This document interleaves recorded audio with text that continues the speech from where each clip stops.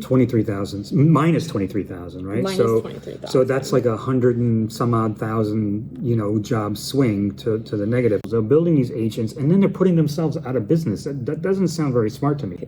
There is not an economy in which only the 1% has money, because who buys their crap, right?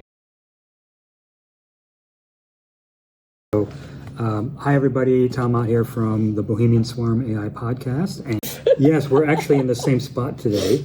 And we're going to do a quick recording because Jess got some new information, which I know the world is abuzz about right now, especially if you are looking for a job or you're about to lose a job. It was the latest economic jobs numbers, right? Yeah, for July. For July. And were they good? They sucked. They were really bad. 23,000 minus 23,000, right? Minus 23,000. So that's like 100 and some odd thousand, job swing to the negative. Now, correct me if I'm wrong. They also revised. Was it 1 or 2 months prior? Yes. Down, right? They okay. So what we're having here in the economy is a very bad economy that's kind of dressed up to look like lipstick on a pig. Yeah, it's what economists have been calling for like the last 30 years. We've reached stagnation. We've run out of time. do you think we're in a well, you said stagnation, right? Is it stagnation in the sense of the productivity is going up, but the worker wages are going down, or is it stagnation in the sense about AI agents replacing people? Like what's I think it's all kind of going the on? Above, right? So we're in a similar situation like Japan was in the 1970s, right? It's where we don't have any of our financial levers to press anymore. Inflation's already way too high. We've been printing money like crazy, and essentially, we've had like a shrinking middle class for quite some time, right? And so stagnation. Yes, AI agents, right? We just looked at the fall in the stock market, right? And a lot of those job losses actually were from AI professionals too. Well, professionals like ourselves, right? Yeah, which I think is very scary given the point of like where we are with AI. Because we're definitely not ready to automate things, and we need to spend more time in the space layer.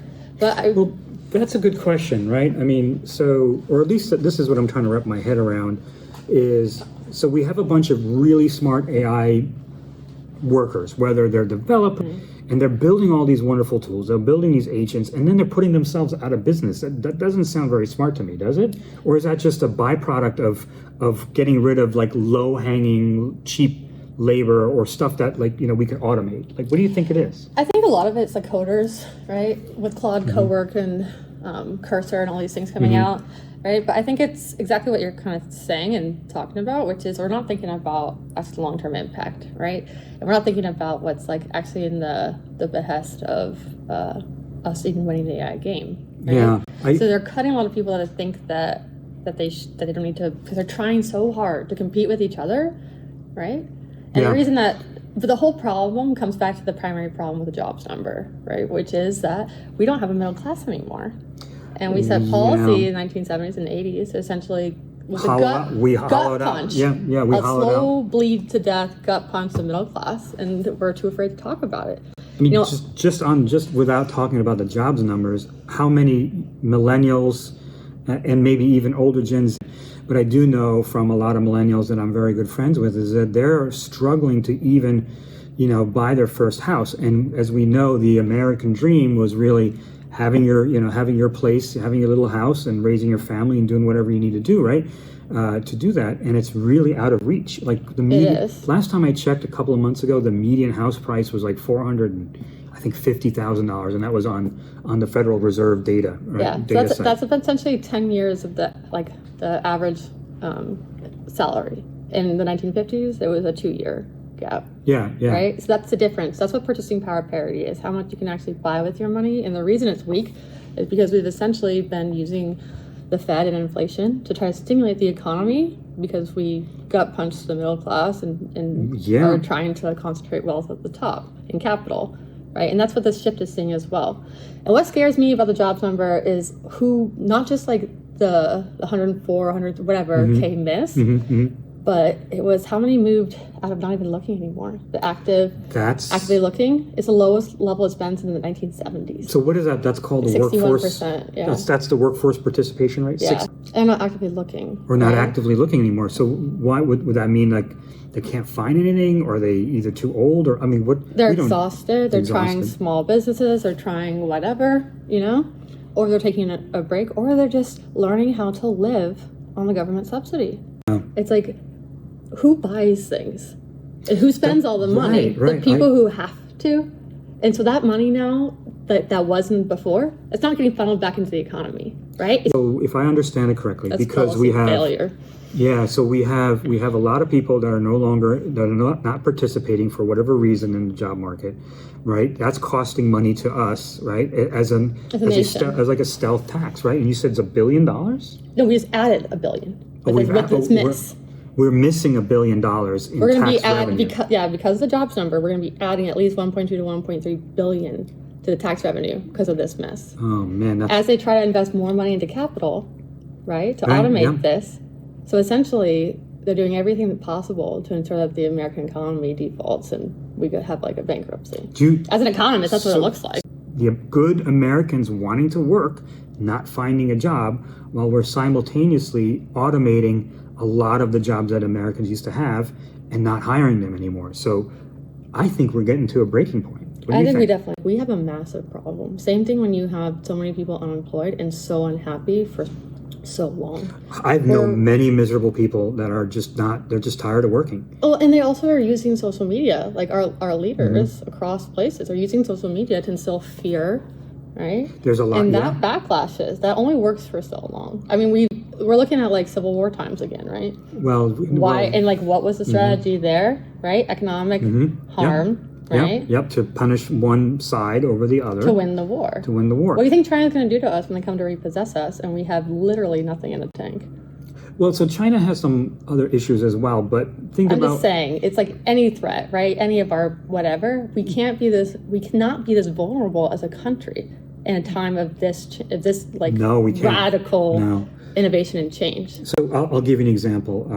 So I have Chinese relatives, and they're through marriage, and they're really wonderful people, and they're really hardworking, and they want to build a life for themselves. And China currently, provides a lot of opportunity, and there's a difference. Everyone, all of my nieces and nephews that I talk to, they want to be engineers, or they want to be architects, or they want to do grand things. Meanwhile, here in the United States, everybody is just kind of like, I don't want to do anything. I just want to be a social media influencer, or I want to be a sports, some guy who, a basketball player. Well, I have nothing against those things. I think entertainment is wonderful. I think, sports are all important things. It's just that our country is going in a completely different, direction than what we used to do is when we built a nation, right? Yeah. People were excited for the 50s, for how good or bad they were, right? They had problems, but we came out of World War II. We had the boom. People were building women. But the boom was engineered, right? Yeah. By Roosevelt.